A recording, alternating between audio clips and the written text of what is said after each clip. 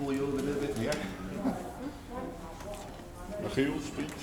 Oh yeah, so after about a year we are finally done with assembling, and this is the first time we go to power up the 3D printer.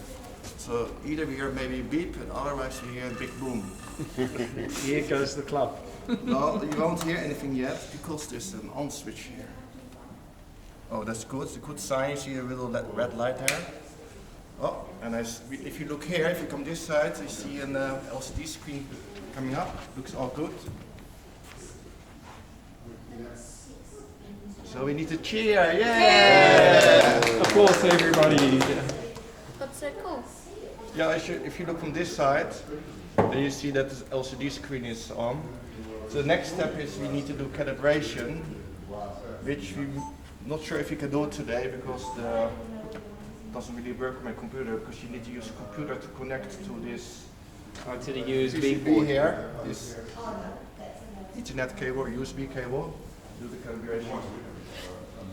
So, all right, thank you. Thank you for all your help, and it's a good day. Congratulations, Michiel. Yeah, thank Great you. job. You too, you did also a lot of work, especially in the beginning. And you as well, everybody. So, let's see if we can do some calibration. So, that's the next step. When are you gonna do that? I will try it now, but I'm not sure if it works. I have an old laptop here.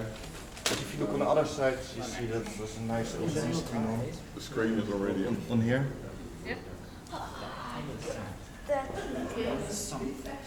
It just needs to be. So it needs to know when to stop on both sides, and this side, and those sides. Those parts need to what we have, what you call calibration. Here, X, Y, Z angles. Yeah. And that's also the program which you use to